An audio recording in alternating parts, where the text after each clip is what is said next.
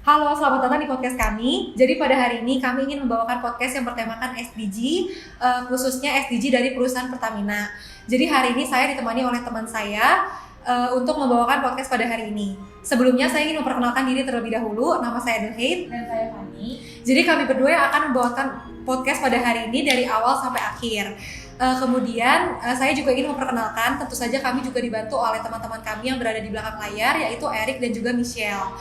Kemudian saya juga ingin memperkenalkan, kebetulan kami kedatangan 2 bintang tamu spesial pada hari ini, yaitu ada Kak Ivan dan juga Kak Fania.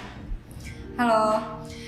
Kemudian sebelum masuk ke sesi tanya jawabnya nih, aku pengen ngejelasin dulu sih pengertian SDG itu secara general. Jadi SDG atau yang lebih dikenal dengan Sustainable Development Goals itu apa sih? Jadi SDG itu merupakan suatu rencana aksi global yang telah disepakati oleh pemimpin dari seluruh bagian dunia yang memiliki banyak tujuan. Yang bertujuan untuk mencapai kepentingan bersama dan untuk meningkatkan kemakmuran dari para penduduknya di seluruh bagian dunia nih. Hal tersebut dapat dicapai dengan melakukan berbagai cara seperti melindungi lingkungan, mengurangi kesenjangan, mengurangi pengangguran, dan juga mengakhiri angka kemiskinan. Jadi sebenarnya SDG ini tujuannya banyak banget ya, Het ya? Iya, jadi sebenarnya SDG ini punya banyak tujuan gitu. Nah, selain tujuan-tujuan yang tadi udah aku sebutin, sebenarnya masih ada nih beberapa tujuan lain. Untuk lebih jelasnya mungkin kita langsung tanya aja kali ya ke Kak Ivan.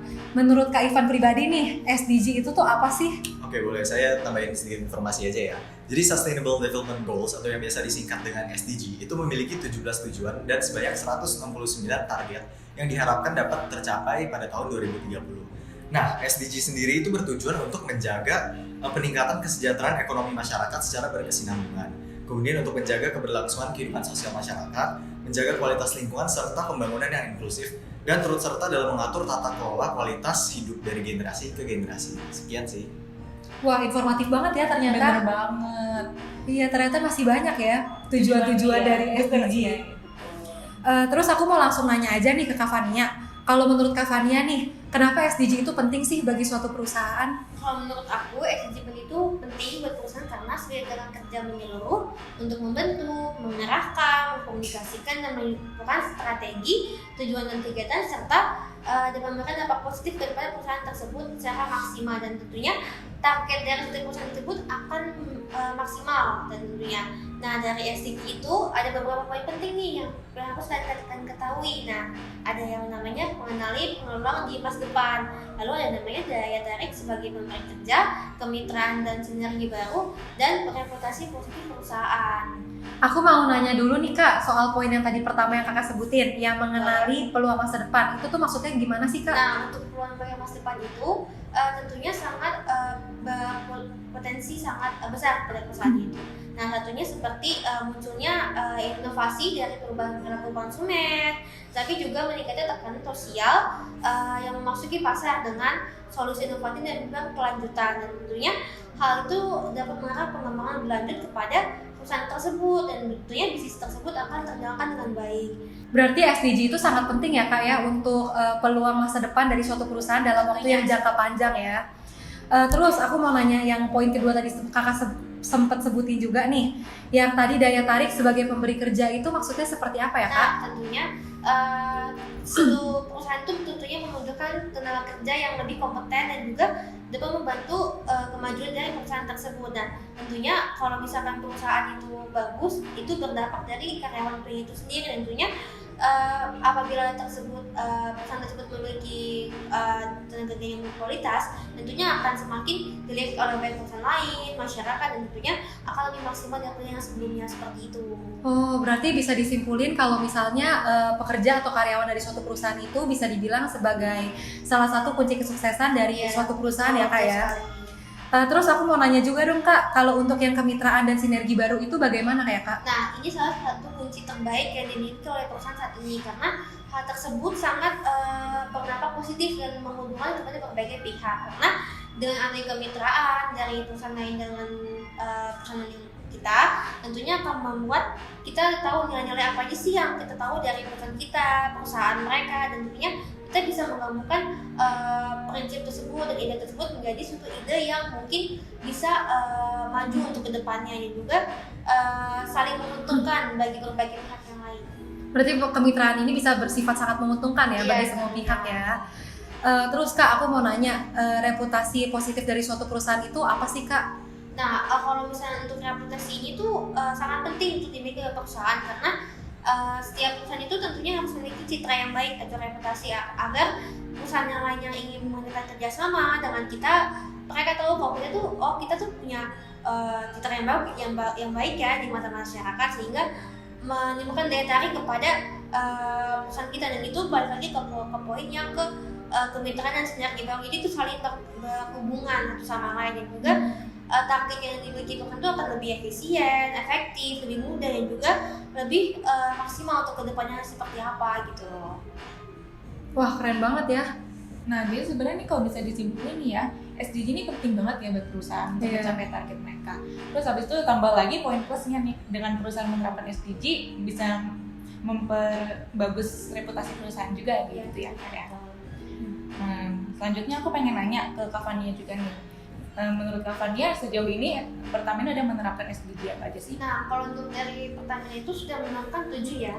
Kalau yang pertama itu ada namanya tanpa kemiskinan, dan Pertamina sudah berkontribusi banyak dengan memberikan bantuan kepada bencana alam yang terjadi di Indonesia, dan satunya seperti dalam bentuk logistik, kesehatan, dan tenaga, dan juga mencegah adanya penyebaran COVID-19 yang lagi terjadi saat ini. Nah, selain itu juga ada namanya pendidikan berkualitas. Nah, untuk memajukan sistem pendidikan Indonesia, Pertamina menjalankan suatu hal yang dapat mensejahterakan mahasiswa dan anak-anak yang Indonesia itu agar terjamin dengan baik masa depannya. Lalu setelah itu ada namanya kesetaraan gender. Nah, kesetaraan gender ini tuh sebagai bentuk edukasi kepada ibu-ibu, anak-anak, supaya mereka tuh tahu kalau misalkan hal tersebut tuh sangat penting dan juga memiliki pengetahuan yang luas. Nah, hal tersebut tuh yang sudah dilakukan di Boyolali sebagai di beberapa daerah seperti itu.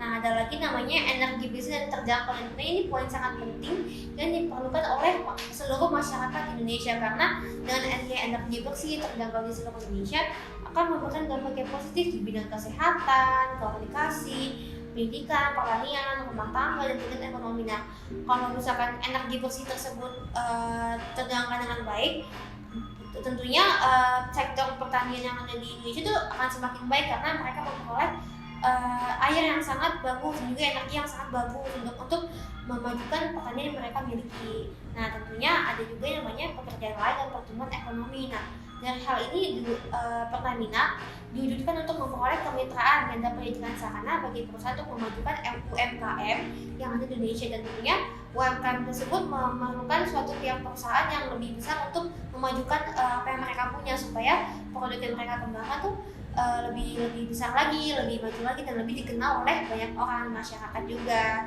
dan juga sebagai bentuk pertumbuhan pendukung pertumbuhan ekonomi yang ada di Indonesia juga. Dan tentunya yang terakhir ada yang namanya konsumsi dan produksi yang bertanggung jawab, yaitu sebagai perusahaan tentunya mereka juga harus berkomitmen untuk menyediakan energi dan mengupayakan seluruh pihak untuk bertanggung jawab baik dalam proses produksi atau jasa yang sudah mereka lakukan.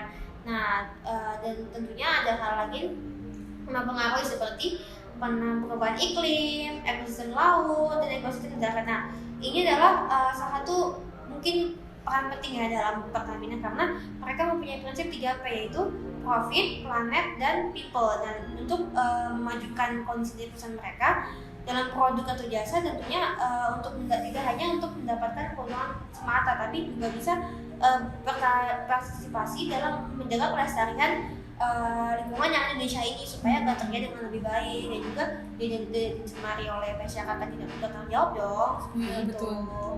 Nah, dari penjelasan Kak Fania ini sebenarnya Pertamina ini udah menerapkan hampir setengahnya ya dari seluruh Iya, target betul SDG sekali. yang ada. Oke, nah next aku mau nanya ke Kak Ivan nih. Nah, kalau dari Kak Ivan sejauh ini dari program SDG yang ada, apa aja sih Kak dampaknya bagi masyarakat? Oke, jadi dari beberapa SDG yang udah diterapin Pertamina tentunya membawa dampak dan hasil-hasil yang positif ya. Nah, jadi ada 7 SDG yang udah diterapin, kita bahas satu-satu ya. Oke. Dari SDG yang pertama, tanpa kemiskinan. Jadi Pertamina itu memiliki program Pertamina Peduli. Melalui program ini Pertamina itu telah menyalurkan banyak bantuan kepada masyarakat yang mengalami bencana alam, seperti contohnya ada banjir di Kalimantan, kemudian erupsi di Gunung Semeru, kemudian ada gempa di Sulawesi Barat dan sebagainya. Nah, kemudian SDG 4, pendidikan berkualitas. Nah, yang ini sesuai yang sudah dibahas sebelumnya oleh Kak Fania, Pertamina itu telah berhasil memberikan beasiswa kepada lebih dari 600 mahasiswa-mahasiswi di Indonesia. Nah, dampaknya tentunya ini telah memberikan kesempatan bagi banyak anak muda di Indonesia untuk mendapatkan edukasi yang layak. Kemudian SDG kelima yaitu kesetaraan gender. Ini juga seperti sudah yang dibahas sebelumnya, Pertamina itu berhasil memberdayakan banyak sekali perempuan di Indonesia. Nah, dampak dari ini tentunya Pertamina ikut mendukung dalam kesetaraan gender dan juga membantu untuk meningkatkan PDB negara. Selanjutnya SDG 7, energi bersih dan terjangkau. Nah, jadi hasil dari penerapan program Pertamina ini adalah Pertamina berhasil menghasilkan daya sebesar 16.000 watt. Nah, daya ini telah dirasakan dampaknya oleh sebanyak 44 rumah tangga di Cilacap. Kemudian Pertamina juga memiliki program Waste Energy for Community, di mana Pertamina itu berhasil mengkonversi gas metana menjadi gas rumah tangga. Nah, gas ini tuh telah dimanfaatkan oleh rumah tangga dan UMKM sebanyak 200 rumah dan 22 UMKM di Kelurahan Manggar Baru, Balikpapan. Nah, kemudian SDG ke-8, kerjaan layak dan pertumbuhan ekonomi. Nah, Pertamina itu memiliki program entrepreneurship, di mana Pertamina itu membina dan meningkatkan kapasitas dan kapabilitas para mekanik dan para mekanik perbengkelan. Nah, jadi Pertamina itu telah berhasil membina sebanyak 185 penerima manfaat dengan sebanyak 82 bengkel agen penjualan pelumas Pertamina. Kemudian ada SDG ke-12 yaitu konsumsi dan produksi bertanggung jawab. Jadi Pertamina itu sudah berhasil mendaur ulang di Indramayu, mendaur ulang sampah sebanyak 1 ton sampah organik per bulan dan hingga 200 kg sampah anorganik per bulan di Indramayu. Kemudian untuk SDG yang terakhir, SDG 13, 14, dan 15 yaitu perubahan iklim, ekosistem lautan, dan ekosistem daratan. Jadi Pertamina ini telah berhasil untuk meningkatkan jumlah ekor bekantan dari 14 ekor hingga 48 ekor di pusat konservasi bekantan di Banjarmasin. Ya. Kemudian Pertamina juga telah berhasil memperoleh banyak apresiasi perusahaan pendukung Proklaim. Kemudian Pertamina juga berhasil untuk mengkonservasi sebanyak 283 ekor elang dan telah melepas liarkan 67 ekor elang di Garut. Nah, kemudian Pertamina juga berhasil melindungi kawasan konservasi mangrove seluas 2 hektar di Tambakrejo dan hasilnya adalah hasil dari ekosistem daratan ini telah berhasil untuk menyerap karbon sebanyak 76,5 ton karbon per tahun. Nah, sekian dampak-dampak dan hasil positif dari penerapan SDG dari Pertamina. Oh, jadi sebenarnya dampak-dampaknya banyak banget ya ternyata ya. Dan pasti berguna banget nih untuk masyarakat Indonesia. Betul. Nah, sebenarnya pertanyaan dari kita udah cukup segitu aja, Kak. Jadi untuk menutup podcast hari ini, kami mengucapkan terima kasih banyak buat Kak Ivan dan Kak Fania yang udah menyempatkan waktunya datang di podcast kita dan sharing tentang SDG Pertamina. Nah, nggak lupa juga kita mau mengucapkan terima kasih buat teman-teman semua yang udah nonton. Semoga podcast ini berguna dan menambah banyak insight untuk kalian. Thank you.